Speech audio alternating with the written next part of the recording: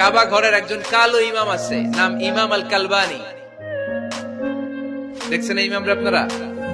উনি লন্ডনে একটা ইন্টারভিউতে বলেছেন, আমার মায়ের বদদোয়া আমাকে কাবা ঘরের ইমাম বানিয়েছে। লন্ডনে একটা কনফারেন্সে উনি ইন্টারভিউ দিচ্ছিলেন। ওনাকে বলা হলো, কাবার সব ইমাম সাদা ইমাম, আপনি কালো মানুষ, কেমনি ইমাম হইলেন? উনি বললেন, আমার মায়ের বদদোয়া আজকে আমাকে কাবা ঘরের ইমাম বানিয়েছে।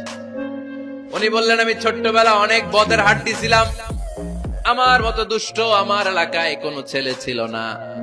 মানুষের গালাগালি, মারামারি, দুষ্টামি, ভাঙচুর, চেঁচামেচি, চিৎকার, বিশৃঙ্খলা আমার মতো কেউ বেশি করতে পারতো না। কিন্তু আমার মা ছিল অনেক বড় আল্লাহওয়ালা। আমার মা জানতেন আল্লাহর কাছে দোয়া করার কত বড় পাওয়ার। আমার মা যখন আমার উপর রেগে যেতেন, আমার মা জানতেন রাগের মাথায় বদদোয়া দিলে বদদোয়া কবুল হয়ে যাবে। এজন্য যখনই আমি বেশি দুষ্টামি শুরু করে দিতাম, আমার মা রেগে আমারে বদদোয়া দিয়ে বলতেন, আল্লাহ তোরে হেদায়েত